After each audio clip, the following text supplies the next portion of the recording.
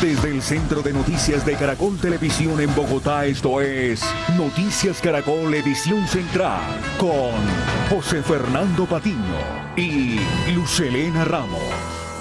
Buenas noches, iniciamos esta emisión de noticias con la contundente victoria de Rafael Correa en las elecciones presidenciales en Ecuador. Habría obtenido casi un 40% de ventaja frente a su más cercano opositor. Y estamos cubriendo esta noticia desde todos los ángulos, así que vamos en vivo a Quito, donde se encuentra nuestro director Luis Carlos Vélez para que nos amplíe toda la información. Luis Carlos, ¿ya se confirmaron los resultados oficiales? ¿Qué tal? Muy buenas noches, son las 7 de la noche y un minuto y mucha atención porque acaban de revelar los primeros números oficiales por parte del Consejo Nacional Electoral. Esta es noticia de última hora, mucha atención. Con el 18% de los votos escrutados del conteo rápido, Rafael Correa tiene el 58% de los votos y Guillermo Lasso tendría el 24%, repito, con el 18% de los votos escrutados, 58% para Rafael Correa, 24% para Guillermo Lasso. De esta manera se confirmaría entonces los resultados de las encuestas a boca de urna revelados a las 5 de la tarde en punto, que le daban el 61.5% para Rafael Correa y el 20% para Guillermo Lasso. Así las cosas, Rafael Correa no necesitaría una segunda ronda de votaciones para coronarse o establecerse como presidente de la República. Este es un informe sobre lo que acaba de pasar acá en Ecuador. Le puedo poner ejemplo, pero...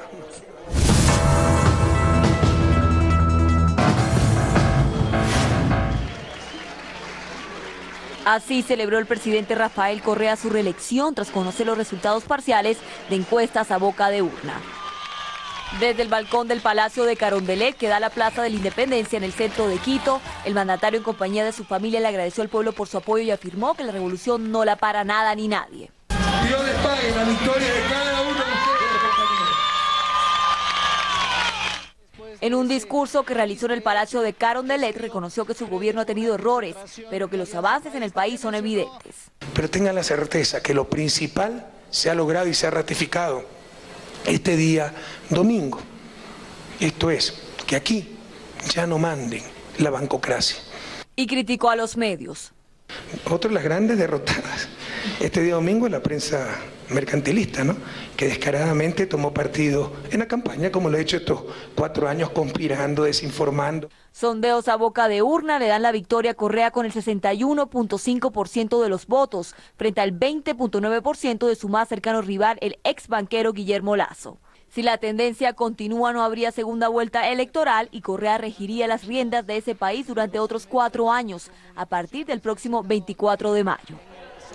Muy fuertes las palabras de Rafael Correa en su discurso, incluso dio un discurso antes de conocer los números oficiales o el primer reporte de los números oficiales. Una de las frases contundentes que utilizó hace tan solo unos minutos es: acá ya no mandan los medios ni el Fondo Monetario Internacional, con esta revolución mandan ustedes. Esa fue alguna de las declaraciones de Rafael Correa hace tan solo algunos minutos. Pero estamos cubriendo esta noticia desde todos los ángulos. Vamos a la ciudad de Guayaquil, allí está Mabel Lara. Mabel, ¿qué se conoce de los resultados de Guayaquil, que es un bastión de la oposición?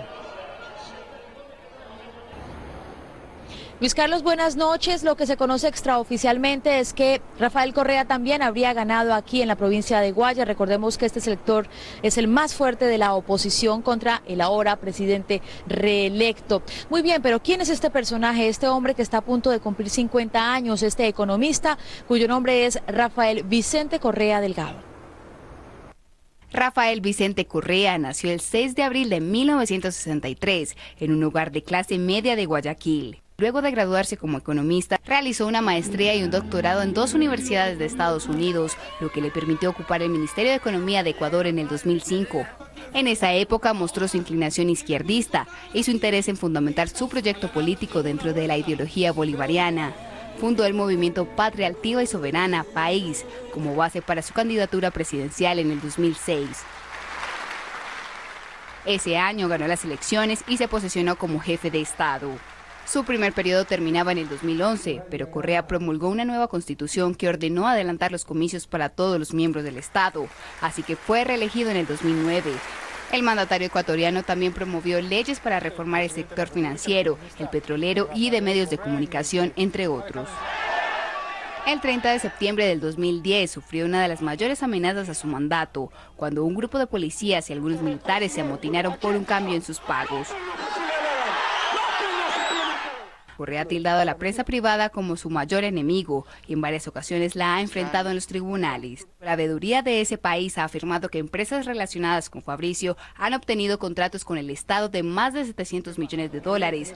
El mandatario goza de gran popularidad entre los ecuatorianos debido a sus estrategias de gobierno como la inversión pública, el incremento en el salario mínimo y las ayudas económicas a los más pobres. A esta hora se escuchan algunos pitos, algunos carros que celebran el triunfo de Alianza País con su presidente Rafael Correa. Nosotros nos despedimos desde Guayaquil, regresamos a Quito con Luis Carlos Vélez. Mañana más información en este cubrimiento especial de Noticias Caracol. Así es, Mabel, muchas gracias. Son las 7 de la noche, 7 minutos acá en Ecuador. Y esta ha sido una administración de contrastes porque los beneficios económicos de Ecuador han sido evidentes en los últimos años. Uno de ellos, la inversión del Estado, que pasó de cerca de 500 millones en el 2006, 500 millones de dólares, a más de 1.700 millones de dólares en el 2012, pero también de fuertes críticas y fuertes altercados con la prensa. Hace tan solo algunos minutos acá en Carondelet, el presidente Rafael Correa dijo que ahora, en su nuevo periodo de gobierno, va a adelantar una nueva ley que regule a los medios de comunicación que él considera indecentes para ponerlos en lo que él considera la línea que deberían tener. Así han sido estos años de gobierno de Rafael Correa. El aumento del gasto y la inversión pública en carreteras, salud, educación, el incremento del salario mínimo y ayudas económicas para los más pobres hacen parte de la revolución social de Rafael Correa en Ecuador durante sus 2 últimos mandatos. Su política socialista del siglo XXI, como él mismo la ha llamado, le ha permitido lograr una amplia popularidad y cercanía con las clases medias y las más necesitadas. Un balance general entregado por las propias autoridades habla de la construcción de más de 5.000 escuelas, 18 hospitales y 250 centros de salud. Todo gracias a la financiación de los altos precios del petróleo, una recaudación tributaria récord y préstamos de organismos multilaterales. Pero los detractores de Correa consideran que tiene actitudes dictatoriales. Ha librado duras batallas con organismos internacionales como el Fondo Monetario Internacional, los empresarios de su país y los medios de comunicación, en actos considerados por sus opositores como de abuso de poder. También ha incautado bienes de banqueros deudores del Estado y ha sido señalado de actos de corrupción, particularmente por su propio hermano Fabricio Correa. El brazo armado del gobierno es el fiscal general de la Nación, que debió haber sido destituido por falta de probidad notoria, que se encarga de tapar todo a los revolucionarios cuestionados y perseguir a la oposición forjándole denuncias. El presidente Rafael Correa, con alta popularidad, tiene el gran reto de mantener el crecimiento de la economía ecuatoriana, limar asperezas internacionales y mantener el liderazgo regional, el cual lo identifica como un sucesor del gran movimiento social de América Latina. El 24 de mayo el presidente Rafael Correa asumirá las funciones de este nuevo periodo presidencial. Entonces empezará una carrera para completar 10 años en el poder. Una administración que, como se los hemos dicho, ha tenido suficientes logros económicos, pero también muchísima controversia en lo que tiene que ver con el manejo de la prensa y la concentración del poder. En este momento solamente se conoce un primer balance del Consejo Nacional Electoral sobre el conteo rápido de estos comicios que le dan una victoria superior al 58% de los votos. Sin embargo, las encuestas a boca de urna le dan una victoria superior al 60% frente a su contrincante Guillermo Lasso. Yo soy Luis Carlos Vélez, continuamos con ustedes con más información en Bogotá. 7:21 minutos de la noche, continúa la emergencia en Santander, donde un fuerte aguacero inundó 60 viviendas y una luz de tierra tapó otras 4. A punta de pico y pala, habitantes de Piedecuesta, Santander, continúan removiendo los escombros tratando de salvar sus enseres entre el lodo, producto de una avalancha ocasionada por intensas lluvias que sepultaron varias casas. Estamos desde las 4 de la mañana con todo esto, miren, fue lo que nos quedó del desastre que nos hizo la lluvia. Aproximadamente entre 60 y 70 familias damnificadas, fueron 3 cuadras donde aparecieron personas afectadas por la ola invernal. La comunidad manifiesta incertidumbre con la situación. Algunos habitantes aseguran que pasarán la noche donde vecinos y familiares y otros buscarán posada en el salón comunal. Pues nosotros nos va a tocar que quedarnos acá porque no tenemos dónde, y lo otro es que las cosas Si las dejamos acá vienen los amigos de lo ajeno y se los llevan. Estas son las casas más afectadas en el barrio Bariloche en Piedecuesta. El nivel del lodo supera el metro de altura. Nos toca aquí estar a la expectativa porque en un momentico uno puede perder la vida. Mientras tanto, en el municipio de Girón, el río de Oro se desbordó e inundó 4 casas. Los habitantes salvaron lo que pudieron coger entre sus manos. En Santander, Alejandra Sandoval, Noticias Caracol. En el municipio de Dos Quebradas, Risaralda, cientos de familias resultaron afectadas por un vendaval que destechó y dejó daños considerables en varias viviendas de diferentes barrios de la población. Así quedaron cerca de 300 casas tras la borrasca que azotó ese municipio. Las fuertes lluvias provocaron inundaciones en 80 viviendas, 3 escuelas, 2 iglesias y un ancianato. Los afectados perdieron enseres, mercados y hasta la ropa. Organismos de socorro iniciaron la evacuación de los damnificados, quienes pasaron la noche en albergues. Seguimos con más noticias. Habitantes de la localidad de Engativá, en el noroccidente de Bogotá, denunciaron que hubo exceso de fuerza durante una requisa que realizaron varios policías. Fuentes oficiales respondieron que los uniformados fueron agredidos cuando realizaban el registro. Uno de ellos se encuentra incapacitado por dictamen de medicina legal. Estas imágenes fueron captadas por una cámara de seguridad en el noroccidente de Bogotá. En el video se observa cuando agentes de la policía intentan realizarle una requisa a un grupo de jóvenes que estaban tomando en la calle. Uno de los muchachos reacciona empujando a un uniformado, lo que según los testigos originó una fuerte respuesta de los policías. Entre todos le pegaban a los muchachos y aquí el muchacho estaba botado acá y botaba sangre por aquí cerca al ojo, el ojo se le llenó de sangre, la cabeza. Algunos de los que presenciaron la pelea denunciaron que hubo exceso de fuerza de parte de los uniformados. Y cuando llegaron los otros policías, en vez de llegar a aplacar las cosas, llegaron fue dándole a los chinos en la cara.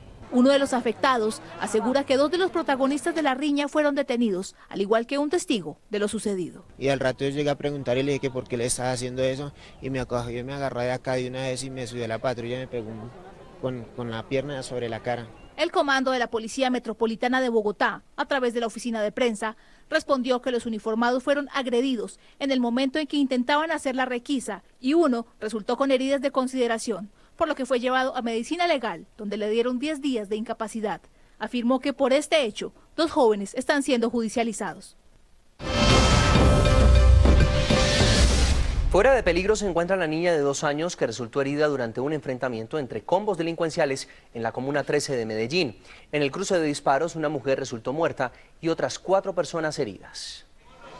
Fue en este sector de la Comuna 13 de Medellín donde en medio de un tiroteo entre combos delincuenciales murió una mujer y 2 personas más resultaron heridas, entre ellas una menor de 2 años. La niña está fuera de peligro, pues afortunadamente no fue nada grave, fue una lesión pequeña y está total tranquilidad para la niña. Horas antes, en la misma comuna, se registró otra balacera en la que 3 personas resultaron heridas, entre ellas un policía y 2 hombres que hasta el momento no han sido identificados. Según el reporte de las autoridades, el patrullero ya está fuera de peligro. Terminan afectados un policía nuestro, con un disparo en la muñeca y una fractura de muñeca. Durante el enfrentamiento, los delincuentes incendiaron las 2 motos en que se movilizaban los patrulleros. Seguramente también delincuentes, sin lugar a duda, le prenden candela a 2 de nuestros velocípedos. Las autoridades hacen presencia en la zona y anunciaron que reforzarán el número de uniformados para garantizar la seguridad de los ciudadanos. Las autoridades continúan con la investigación para capturar a los responsables del atentado con explosivos que destruyó la estación de policía de Puerto Asís, en Putumayo. De acuerdo con la policía, el artefacto que causó la destrucción de la edificación fue lanzado desde la calle a la garita en donde estaban los 3 uniformados, que resultaron con varias heridas. El general Omar Rubiano, comandante de la Regional 2 de la policía, reveló que ya se han hecho algunas capturas, pero aclaró que todo es materia de investigación. Hay unas aprehensiones que en un momento dado serán dadas a conocer. En este momento estamos trabajando allá en el lugar. ¿Qué grupo fue? ¿Quién hizo el atentado, general? Todo indica que fue el Frente 48 de la FARC en su afán desmedido de causarle daño, especialmente a la Policía Nacional y a nosotros los policías. La policía incautó un cargamento de heroína de la más alta pureza que era transportada en un vehículo de encomiendas en el departamento de Risaralda. El alcaloide se encontraba escondido en un televisor y fue detectado en un puesto de control ubicado entre los municipios de Cartago y Pereira por uniformados de la Policía de Carreteras. Las autoridades, con la colaboración de la empresa de encomiendas, descubrieron que las personas relacionadas en el documento de envío correspondían a nombres ficticios. El general Carlos Ramiro Mena entregó detalles de este hallazgo. Esta incautación haría parte de un acopio que posiblemente narcotraficantes, terroristas de las FARC podrían tener en el medio, en medio del departamento del Cauca, norte del Cauca y sur del Valle. El ejército descubrió elementos para instalar un cristalizadero para la producción de cocaína en el municipio de La Vega, en Cundinamarca. En el interior de este camión, las autoridades encontraron los equipos necesarios para procesar cocaína que, al parecer, iban a ser trasladados a un sitio donde montarían un laboratorio ilegal. De acuerdo con el ejército, con estos equipos producirían 300 millones de pesos mensuales en cocaína. Durante la operación no hubo personas capturadas. La policía antinarcóticos denunció que las FARC hicieron una alianza criminal con la banda delincuencial de los urabeños para procesar y traficar estupefacientes. La tesis quedaría demostrada, según la policía, con la captura de 13 personas de la banda criminal de los urabeños, que tienen como su principal proveedor del alcaloide a guerrilleros de las FARC. Según el informe oficial, las FARC se encargaban de elaborar y transportar la base de coca que se produce en Nariño hasta los laboratorios del norte de Santander, donde la procesaban para venderla en Venezuela. En el municipio de Santander de Quilichao, en el departamento del Cauca, el ejército encontró en 12 costales media tonelada de explosivos. De acuerdo con las autoridades, con esta cantidad de pentolita que pertenecía al sexto frente de las FARC, se podrían fabricar más de 6.800 minas antipersonales. Según la Fuerza de Tarea Apolo, la cantidad de explosivos serían utilizados para atentar contra los miembros de la fuerza pública y la población civil.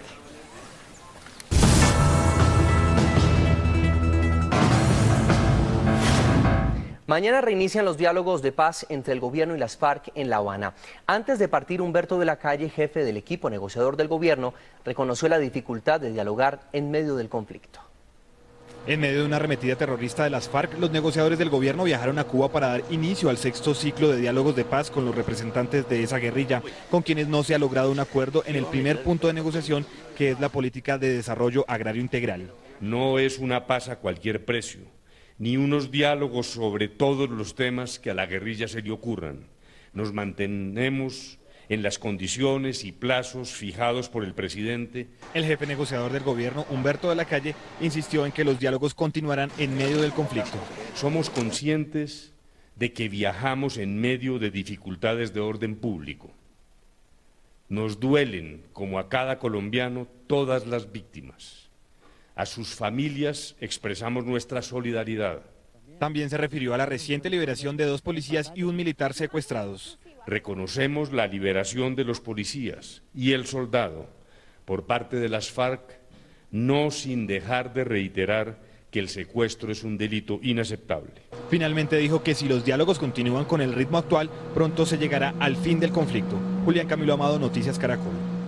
Pues mientras tanto, el ministro de Defensa, Juan Carlos Pinzón, quien visitó el municipio del Carmen del Darién, en el norte de Chocó, rechazó los recientes ataques terroristas de las FARC y advirtió que la fuerza pública continuará con sus operaciones en contra del grupo guerrillero. Mire, el grupo terrorista, las FARC, ya todos sabemos lo que están haciendo. En zonas aisladas del país tratan de hacer hechos para hacerse notar. Esto lo único que refleja es su debilidad, su falta de carácter, su capacidad simplemente de aterrorizar a la población. Es lo único que les interesa, aterrorizar poblaciones aisladas. Eso demuestra, por supuesto, lo que son, un grupo terrorista. Continuamos con otras noticias. El vicepresidente Angelino Garzón envió una carta abierta en la que se refirió a la paz, los secuestrados y la reforma a la salud. En la misiva, Garzón le exigió al ELN que libere al canadiense y a los 2 alemanes plagiados en Bolívar y norte de Santander. Además, celebró el regreso a la libertad de los 2 policías secuestrados por las FARC y los ciudadanos peruanos y colombianos que entregó el ELN. El vicepresidente también afirmó que es urgente realizar una reforma a la salud. Finalmente desmintió las versiones según las cuales su hija Ángela sería candidata al Congreso de la República.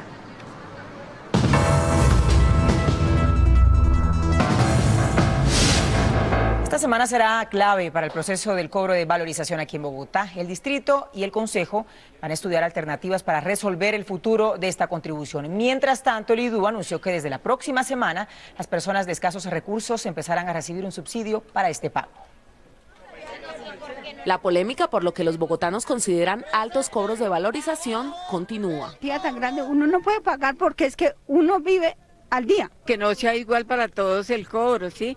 Que miren personas, ¿sí? Que miren las situaciones. Sin embargo, en medio de las protestas, una buena noticia llegó para las personas de menos recursos de Bosa, una localidad del sur de Bogotá. O sea que el 100% de terrenos que están cobrando de la Cali, el 69% son del distrito, que por fallas entre espacio público, catastro y el IDU, pues nos los vuelven a cobrar. Este lunes en 8 comienzan a llegar las cartas de los subsidiados. Es un contribuyente que no ha recibido en este momento su cuenta de cobro, recibe una carta de subsidio. Este dinero lo paga la administración.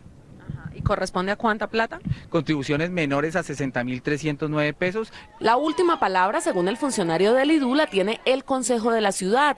Y para ello el primer paso se dará con una reunión entre el alcalde Gustavo Petro y los representantes de las bancadas, en donde se definirán alternativas para hacer el cobro de valorización. En Bogotá, Paola Bermúdez López, Noticias Caracol. Más de 4.000 personas duermen en las alcantarillas de Bogotá, de acuerdo con cifras que maneja la Alcaldía Mayor de la ciudad. Las autoridades adelantan un operativo dirigido a resocializar a estas personas que, según fuentes oficiales, en su mayoría son consumidores de estupefacientes y generadores de inseguridad. El caño de Aguas Negras, que atraviesa Bogotá de sur a norte por la carrera 30, es uno de los lugares preferidos por los habitantes de calle para dormir. Estos tubos de 80 centímetros de diámetro en promedio son llamados apartamentos por los propios habitantes de la calle. El propósito es sacarlos de allí a través de los programas sociales del distrito, explicó el alcalde local de Engativá, Carlos Mauricio Naranjo. Hay un proceso de resocialización que tiene alrededor de 24 meses, donde ellos encuentran atención médica, atención psicológica, psiquiátrica, tienen la posibilidad de estudiar. Johnny Silva, líder de búsqueda activa de la Alcaldía Mayor y exhabitante de calle, dijo que a las alcantarillas llegan todo tipo de personas. Hemos encontrado médicos, psiquiatras, pilotos, muchas personas de la televisión. 8 horas después del operativo regresamos al lugar y encontramos ya varios habitantes de calle en los tubos. De acuerdo con información que maneja el distrito, las personas que viven en las alcantarillas son en su gran mayoría consumidores de estupefacientes y generadores de inseguridad. 36 comedores comunitarios fueron cerrados aquí en Bogotá desde hace más de 15 días, según denunció la propia comunidad. Pues visitamos uno en el sur de Bogotá, donde los beneficiarios exigen una solución pronta del distrito. Las autoridades dicen que serán reabiertos en los próximos días. La denuncia del cabildante Juan Carlos Flores es contundente. En este momento están cerrados cerca del 10% de los más de 300 comedores comunitarios que tiene Bogotá, 36 de ellos. Vinimos hasta el comedor comunitario Abraham Lincoln y eso fue lo que encontramos, la puerta cerrada. Según la comunidad, así ha estado desde el pasado 1 de febrero. Y nosotros, la gran mayoría, somos madres, cabezas de familia. Y no hay quien les caliente los alimentos a los niños corren riesgo en la cocina. Ya son más de 15 días que el comedor está cerrado y son 300 familias que nos quedamos sin alimentos. Para el concejal Juan Carlos Flores, la decisión de la administración afecta a los sectores más vulnerables. En los barrios populares, la gran mayoría de los trabajos son informales. La gente puede ganar hoy un producido del día, pero no puede ganarlo mañana. La Secretaría de Integración Social, encargada de los comedores comunitarios, le dijo a Noticias Caracol que el comedor será reabierto esta semana y que todos los beneficiarios recibieron una canasta de alimentos, con lo que se les garantizó su derecho. Muy bien, estas fueron las noticias. Nos vemos mañana en nuestra primera emisión informativa, 6:30 de la mañana. Ya viene el séptimo día, Noticias Caracol, primero en noticias. Feliz noche.